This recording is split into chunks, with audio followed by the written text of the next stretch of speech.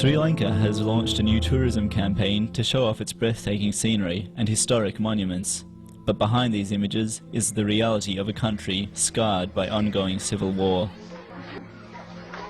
Hundreds of thousands have been forced to abandon their homes and their country in the conflict between the government and the separatist Tamil Tigers.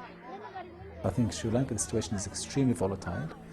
There's more than 160,000 people who are displaced, who are caught between the government forces and between the rebel Tamil Tigers forces. Last 2 months' time, there are 8,000 innocent people who was killed by the Sri Lankan forces.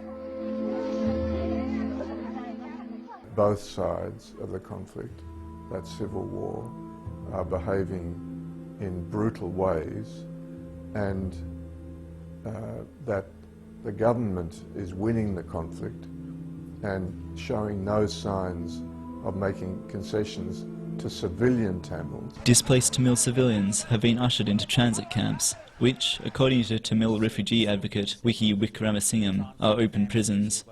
These transit camps look like a prison, you can see here, because why, Rob, you can't have any communication with your relatives or friends or any NGOs, and you will have to be in the open prison for years. They say they are going to keep them for more than 3 years. With such dire human rights abuses in Sri Lanka, Australia and other countries are faced with both an ethical and legal obligation to offer protection.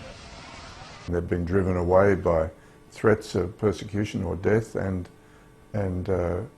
Australia, as a signatory of human rights conventions, has a responsibility to accept them. Thousands of Tamil civilians have been killed in recent fighting. When you counted in Melbourne, each family has lost at least 2 members in the war. So every Tamil is affected in Sri Lanka. So the current year is the worst period for the Tamil community. The abolition of the temporary protection visa has made it easier for asylum seekers to gain protection in Australia. Some argue that this makes dealing with people smugglers more attractive than going through official channels. But in the chaos of civil war, many find these impossible to access. There is no other way. They can come only by boat. Australian government should open a program for humanitarian program for Sri Lankan Tamils who are affected from war. Then the boat people will stop.